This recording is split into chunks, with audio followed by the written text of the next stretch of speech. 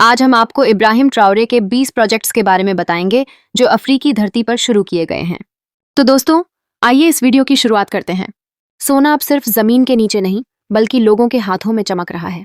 Project number 13, textile factory. दोस्तों, एक समय था जब बुर्किना फासो के कपड़े दूर दूर तक मशहूर थे। धीरे धीरे लोगों की गरीबी के कारण यह इंडस्ट्री लगभग खत्म हो गई थी, लेकिन इब्राहिम ट्राओरे ने इसे फिर से जिंदा कर दिया। आइरॉक्स बुर्किना नाम से एक बड़ा कपड़ा निर्माण केंद्र शुरू किया गया। यह केंद्र 35 हेक्टेयर में फैला हुआ है और यहाँ 4000 से अधिक लोग काम कर रहे हैं। यहाँ इंसानी कृषि के साथ साथ कपास उगाई जा रही है और मजदूरों के कपड़े बनाए जा रहे हैं। अब देसी कपड़ों की चमक फिर से बाजारों में लौट आई है। यह पहचान फिर से बुर्किना फासो की परंपरा और संस्कृति को जीवित कर रही है। प्रोजेक्ट नंबर 14, डोमसन एयरपोर्ट। देश को दुनिया से जोड़ने के लिए एक आधुनिक और बड़ा एयरपोर्ट जरूरी था। अब वागाडुगु थॉमस सांकारा इंटरनेशनल एयरपोर्ट बनाया जा रहा है। यह एयरपोर्ट लगभग 10 लाख यात्रियों को संभाल सकेगा।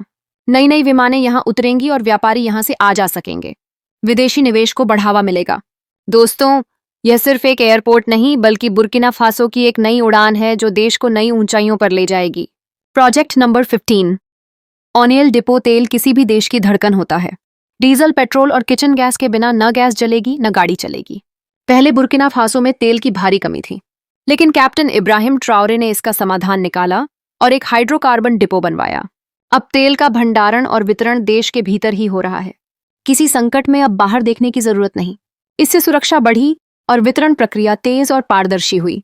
प्रोजेक्ट नंबर 16, नई सड़कें। कैप्टन इब्राहिम ट्राओरे जानते थे कि जब तक देश सड़कों से नहीं जुड़ेगा तब तक असली विकास संभव नहीं।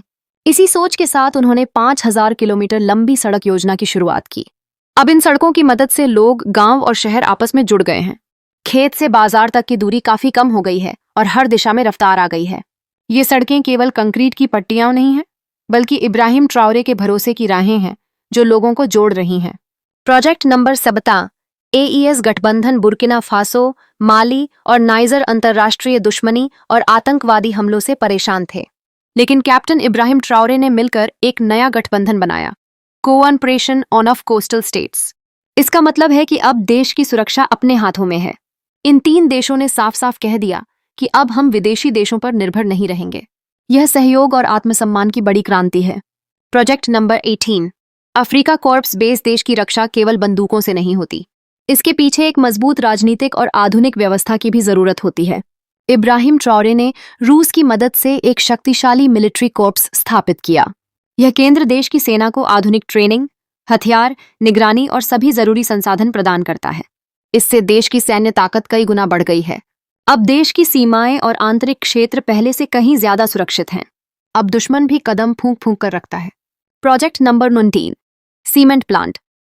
देश में बिल्डिंग, सड़कें, पुल और स्कूल तभी बन सकते हैं जब हमारे पास सीमेंट हो। बुर्किना फासो को पहले सीमेंट बाहर से मंगवाना पड़ता था। इसमें समय और पैसा दोनों खर्च होते थे। कैप्टन इब्राहिम ट्राओरे ने चीन की मदद से एक बड़ा सीमेंट प्लांट स्थापित किया। इसकी उत्पादन क्षमता 2000 टन प्रतिदिन है। अब देश में निर्माण कार्य तेजी से हो रहा है और हजारों लोगों को रोजगार भी मिल रहा है। यह उद्योग देश की नींव को और भी मजबूत बना रहा है। Project number 20, nuclear power. Nuclear power Ibrahim Traore की सबसे बड़ी सोच का प्रतीक है। बुर्किना फासो में पहली बार परमाणु ऊर्जा का प्रोजेक्ट शुरू हुआ है, वह भी प्रसिद्ध रूसी संगठन के साथ। यह वह कदम है जिसे आज भी कई देश उठाने की हिम्मत नहीं करते। अब देश के पास अपनी खुद की बिजली होगी, वो भी बिना प्रदूषण के। यह सिर्फ बिजली का स्रोत नहीं बल्कि भविष्य की ऊर्जा क्रांति का बीज है। एक देश जिसे कभी गुलाम कहा जाता था, आज वही देश कह रहा है, अगर सोच बड़ी हो तो कुछ भी हासिल किया जा सकता है। तो दोस्तों, ये थे वे 20 महान कार्य जो कैप्टन इब्राहिम ट्राओरे ने शुरू किए हैं।